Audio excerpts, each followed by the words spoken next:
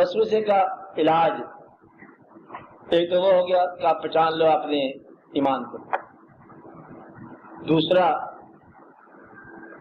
نقصان واضح طور پر نقصان برداشت کرنے کی صلاحیت کسی کے حکم ماننے پر اگر آپ میں آ گئی تو وسوسہ نہیں آئے گا.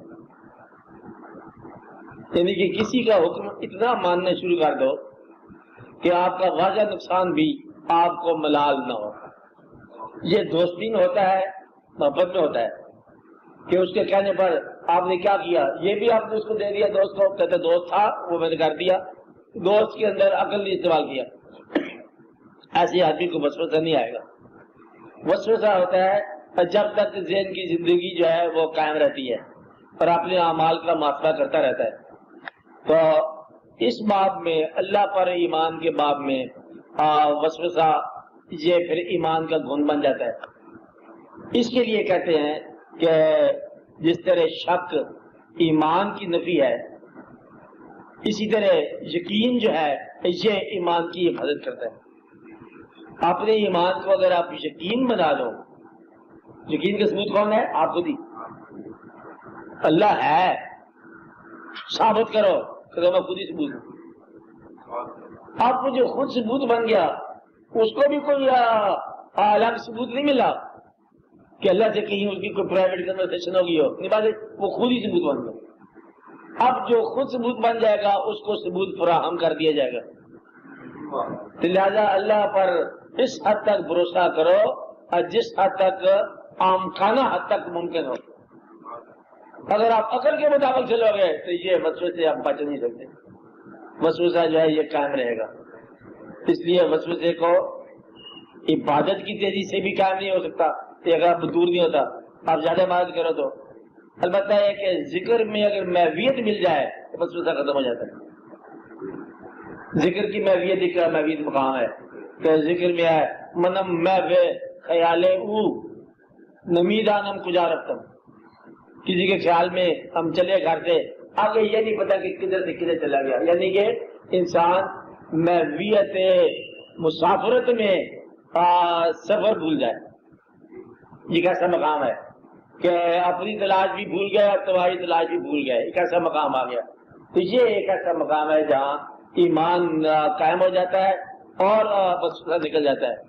یہی وجہ ہے کہ آپ کو ہر بار یاد کرایا جاتا ہے، بار بار آپ کی زبان سے کہلوایا جاتا ہے سیدھی راہ دکھا. حالانکہ ایک بار دیکھ لی تو کافی ہے نا، لیکن بار بار آپ کو کہنا پڑتا ہے کہ سیدھی راہ دکھا. بار بار استغفار بتایا جاتا ہے تاکہ وہ وسوسہ جو ہے وہ آپ اس سے آزاد ہو جاؤ. اور وسوسے سے بچنے کا آسان طریقہ ہے کہ اعتماد شخصیت پر کر لینا چاہیے. اور شخصیت سے مراد یہ ہے کہ جو آپ کہو. دو طریقے ہیں زندگی گزارنے کے. ایک یہ ہے کہ آپ اپنی شعور کے مطابق اپنی آئیڈینٹی کو خود دریافت کر کے خود ہی اس کا ایک مقام تعین کر کے آپ فیصلہ کر لو کہ یہ ہم نے کرنا ہے، ہم یہ بنیں گے، ہم یہ بن چکے ہیں، یہ بننے والے ہیں. یہ ایک طریقہ ہے. دوسرا طریقہ یہ ہے کہ معمار کے ہاتھ میں چلی گئی اینٹ جہاں مرضی لگا دے، بلڈنگ میں ڈیزائن ہو جائے گا. اب اینٹ کو بلڈنگ کے ڈیزائن سے غرض کونی ہے، اس کو معمار کے ہاتھ سے غرض ہے. ایک طریقہ یہ ہوتا ہے کہ کسی کے کہنے سے سفر شروع کر دو اور اس اعتماد کو قائم رکھو یقین کے ساتھ، پھر وسوسہ نہیں آئے گا. وسوسہ میں ہوں اور ایمان تو ہے. کبھی اس بات کو دل میں سوچ لو تو پھر بات سمجھ آئے گی کہ وسوسہ کون ہے؟ میں. اور یقین کون ہے؟ تو. تو میں کو نفی کرتے ہی تو کہتے بار بار میں کو نفی کرو. میں کو نفی کا مطلب ہی یہ ہے کہ وسوسے کو نفی کرو. اور جب تو پر قریب چلے گئے، اب تو کے بہت قریب آ گئے، پھر منو تو کا فاصلہ ختم ہو گیا. اس کو پھر چاہے میں کہو چاہے تو کہو وہ بات ایک ہی ہے. لوہا آگ میں گرم ہو گیا، چاہے وہ اپنے آپ کو آگ کہے تب بھی ٹھیک ہے، تو چاہے وہ لوہا کہے تب بھی ٹھیک ہے. آگ سے نکلے گا تو لوہا ہوگا، ورنہ آگ ہی ہے. تو نہ نکلو باہر تو نہ مطلب اپنی چیز بتاؤ کسی کو کہ ہم کون ہیں. تو اس خیال میں رہو، اپنے ایمان کا دوسروں کے سامنے ثبوت پیش کرنے والا کبھی ایمان میں داخل نہیں ہو سکتا. آپ نے ایمان کو اپنے ساتھ رکھ، آپ نے اللہ کو اپنے پاس رکھ، اور دوسرے کو اپنے اللہ کو پریزنٹ نہ کرو کہ میرے اللہ نے مجھے بڑا کرم کیا کہ میں صحت یاب ہو گیا، تاکہ پھر بیماری آنے والی، پھر آپ اللہ کا غضب ہی ہوگا نا. لہٰذا یہ زندگی میں آتا رہتا ہے، کبھی صحت، کبھی بیماری، کبھی موت، کبھی زندگی، کبھی آنا، کبھی جانا، کبھی دوست، کبھی بیگانے، کبھی حاصل، کبھی محرومی، چلتا رہتا ہے. اور اللہ اللہ ہی ہے، جیسے میں نے بتایا ہے کہ وہ پیدا کرے گا، مارے گا ضرور، اور آپ زندگی مانگتے جاؤ گے اور وہ زندگی لیتا جائے گا. اللہ اللہ ہی کہلائے گا اور تم بندے بندے ہی کہلاؤ گے. تو وہ چیز کبھی تم کر نہیں سکتے جو ہوا نہیں ہے، نہ ہوگا. اس لیے آپ نے دیکھا کہ زندگی میں موٹی موٹی بات یہ ہے کہ آپ علم حاصل کرتے ہو، علم کا نتیجہ کہیں ایسا نہ ہو جائے کہ بے علمی یا کم علمی بن جائے یا جہالت بن جائے. یہ ضرور دیکھنا.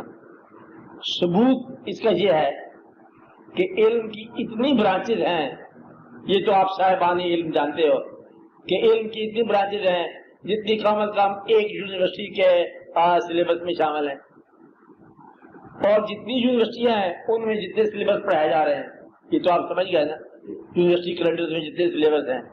اب ہر یونیورسٹی کے اندر ایم اے لیول پر پنجاب میں سمجھ لو کہ 40 تک مضمون پڑھائے جا رہے ہیں، تو پھر یونیورسٹیاں جو ہیں کروڑ یا لاکھوں ہوں گی یا کتنی ہوں گی، ہزار، اتنے تو مضامین ہیں کم از کم یونیورسٹی لیول کے، باقی باہر لائبریری میں پڑھیں. آپ ایک علم میں آپ بہت کچھ حاصل کر سکتے ہو.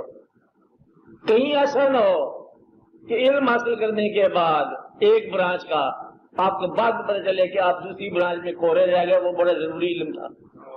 اب آپ کا علم جہالت بن گیا. علم جہالت نہیں بنتا. کب جہالت بنتا ہے؟ جب اس کا فیلڈ دوسرا ہو جائے، جس فیلڈ سے وہ ناآشنا نہیں ہے.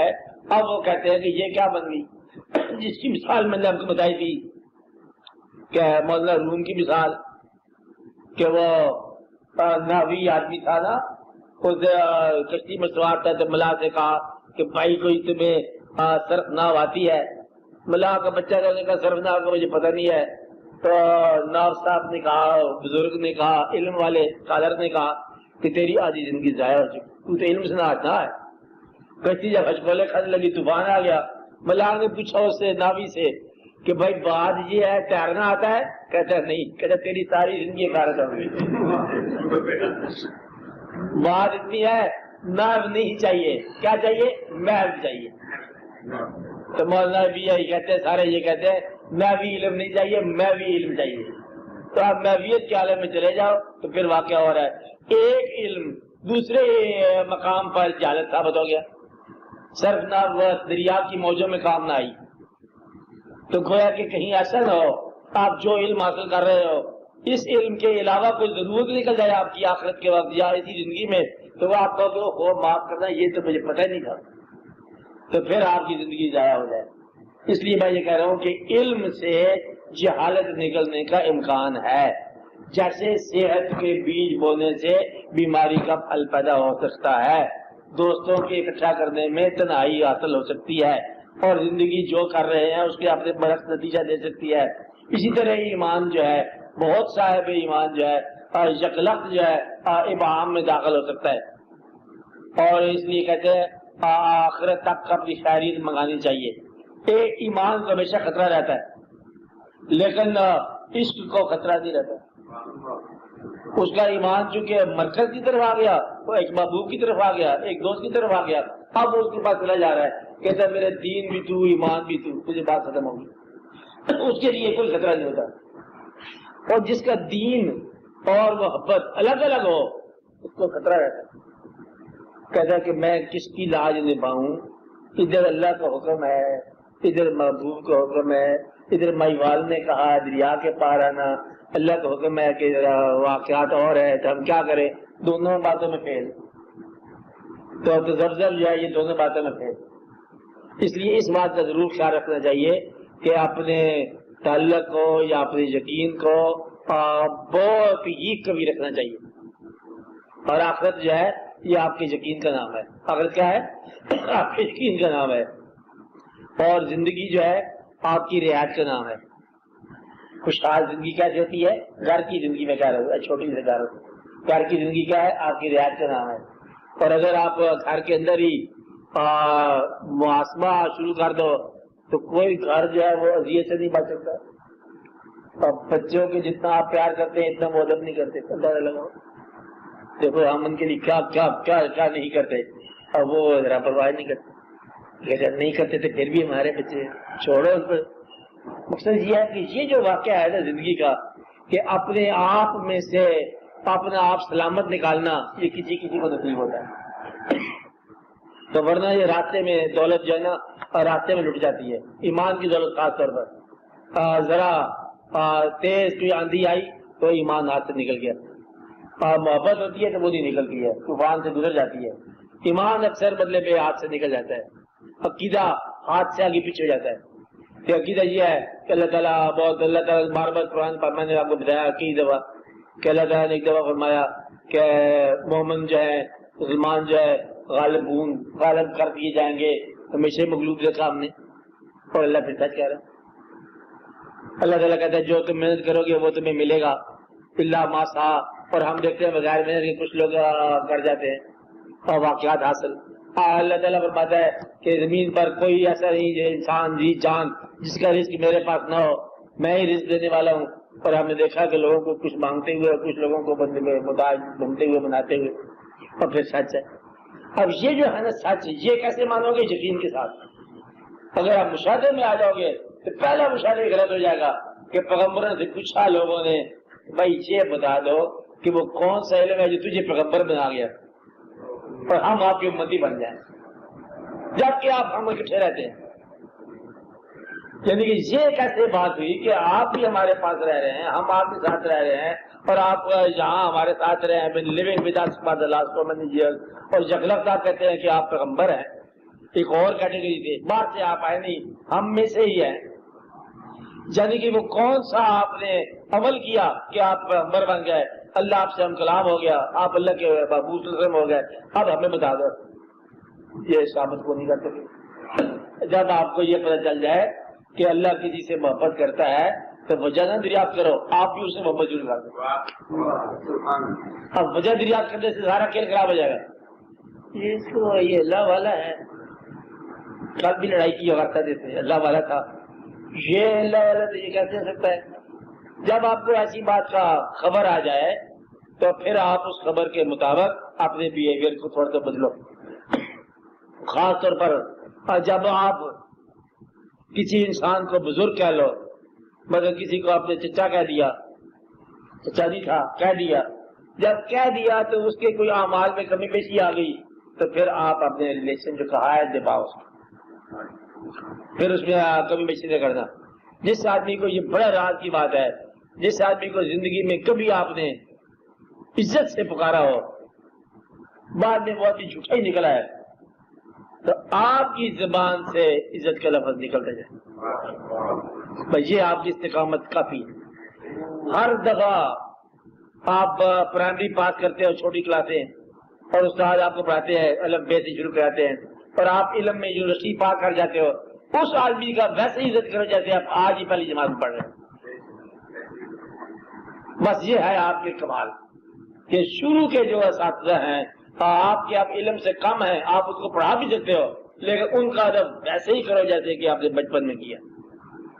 یہ یہاں سے آپ کو یقین کی دولت ملے گی. سرمایہ ہے یقین کہتے ہیں. تو وسوسہ شیطان کی طرف سے ہے, اس لیے کہتے ہیں کہ ذہن جو ہے عروج کے راستے میں وسوسہ یا شیطان کا کام کرتا ہے. اور ذہن جو ہے عقل, آپ کی عقل جو ہے یہ مشاہدہ نہیں حاصل کر سکتی. اس کو مشاہدہ کرتا ہے, دل مشاہدہ کرتا ہے, وجدان مشاہدہ کرتا ہے. آپ یوں کہو کہ عقل جو ہے اس کی انتہائی فلائٹ جو ہے نا یہ سدرۃ المنتہا ہے. اس لیے کچھ لوگوں نے اس تمثیل کو یہ کہا عقل جبریل ہے اور یہ جو قلب ہے یہ لوح محفوظ ہے. آپ نے کہا اس کے اوپر بدلے بے سارے عرفان و ایقان کے تجلیات ہیں تو عقل جو ہے وہاں تک نہیں پہنچ سکتی, عقل حجاب ہے. اس لیے بتایا گیا کہ عقل جو ہے اس راستے کے اندر وسوسہ پیدا کرتی رہتی. عقل سے بچنی چاہیے. تو وسوسے کو خیرات کے ذریعے اس سے بچو.